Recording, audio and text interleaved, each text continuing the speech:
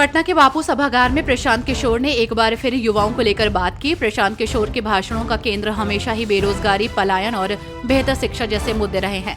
बापू सभागार में भी इसकी झलक दिखाई दी। प्रशांत किशोर ने बापू सभागार में भी इन्हीं मुद्दों को लोगों के सामने रखा। प्रशांत ने बिहार के लोगों को बताया कि ऐसा क्यों है कि बिहार के युवाओं को दूसरे राज्यों में रोजगार के लिए पलायन करना पड़ा है। पलायन और बेरोजगारी जैसी गंभीर समस्याओं से कैसे निपटा जा सकता है। उत्तराखंड के ऊर्जा निगम के मुख्य अभियंता वितरण नवीन सिंह टोलिया पिथौरागढ़ में एक जनसभा करने पहुंचे। उन्होंने जिले में विद्युत वितरण व्यवस्था की समीक्षा की और मानसून काल में अपरिहार्य स्थिति को छोड़कर अधिकारियों के अवकाश पर रोक लगा दी। जिला मुख्यालय में पिथौरागढ़ और धारचूला डिवीजन के अधिकारियों की बैठक में उन्होंने कहा कि मानसून काल में ग्रामीण क्षेत्रों की विद्युत आपूर्ति निर्बाध रूप से की जाए। दिल्ली आबकारी नीति घोटाले के मामले में नया बयान सामने आया है। दरअसल सुप्रीम कोर्ट में प्रवर्तन निदेशालय ने बताया है कि दिल्ली आबकारी नीति घोटाले में पूर्व उप मुख्यमंत्री मनीष सिसोदिया की गहरी संलिप्तता थी। सिसोदिया की जमानत का विरोध करते हुए ईडी ने कहा कि इसे साबित करने के लिए उनके पास पर्याप्त दस्तावेज हैं। बांग्लादेश के मौजूदा हालात पर कांग्रेस सांसद शशि थरूर ने चिंता जाहिर की। उन्होंने कहा कि भारत बांग्लादेश के लोगों के साथ खड़ा है। बांग्लादेश से कुछ परेशान करने वाली खबरें आ रही हैं। हिंदुओं के घरों, मंदिरों और व्यक्तियों पर हमले की।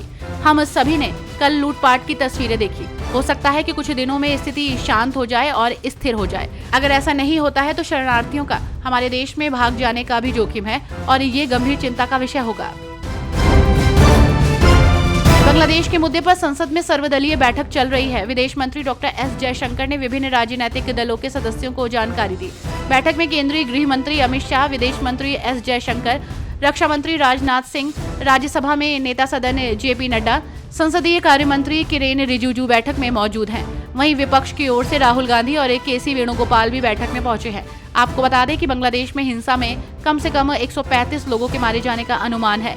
उत्तरी बांग्लादेश के शेरपुर जिले में लाठियों से लैस एक भीड़ ने जिला जेल में घुसकर 500 से अधिक कैदियों को छुड़ा लिया।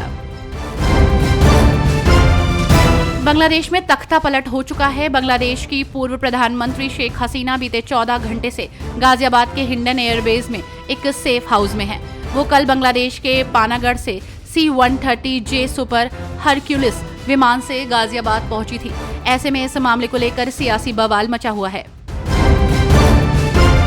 राजस्थान विधानसभा में लगातार हंगामे की स्थिति बनी हुई है। मुकेश भाकर के निलंबन पर कांग्रेस विधायक सदन में ही धरने पर बैठे हुए हैं और दावा कर रहे हैं कि पार्टी की महिला विधायकों के साथ दुर्व्यवहार हुआ है। इसको लेकर विधायकों ने चादर बिछाकर रात भर प्रदर्शन किया।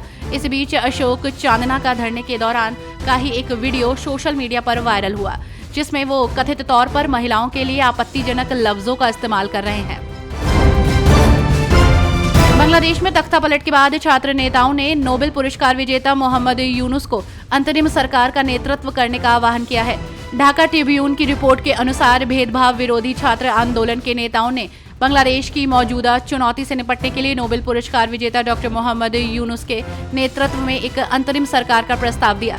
जानकारी के मुताबिक वो बांग्लादेश के प्रधानमंत्री भी बनाए जा सकते हैं। हरियाणा के मुख्यमंत्री नायब सैनी ने पंचकुला में आयोजित गौ सम्मेलन में हिस्सा लिया। इस दौरान मुख्यमंत्री ने कहा कि देश में आदिकाल से गाय पूजनीय है। इसमें सभी देवी देवताओं का वास होता है। देवताओं और असुरों के लिए समुद्र मंथन में निकले 14 रत्नों में एक कामधेनु गाय भी है। गाय का किसी न किसी रूप में धर्म ग्रंथों में उल्लेख मिलता है। वेदों में भी इसका वर्णन मिलता है।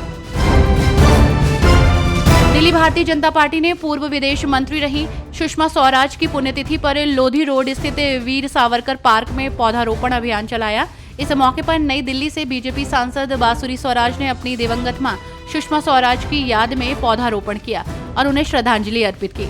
वहीं दिल्ली बीजेपी प्रदेश अध्यक्ष वीरेंद्र सचदेवा सहित पार्टी के कई नेताओं ने भी पौधारोपण किया और दिवंगत सुषमा स्वराज की तस्वीर पर पुष्प अर्पित कर उन्हें श्रद्धांजलि दी।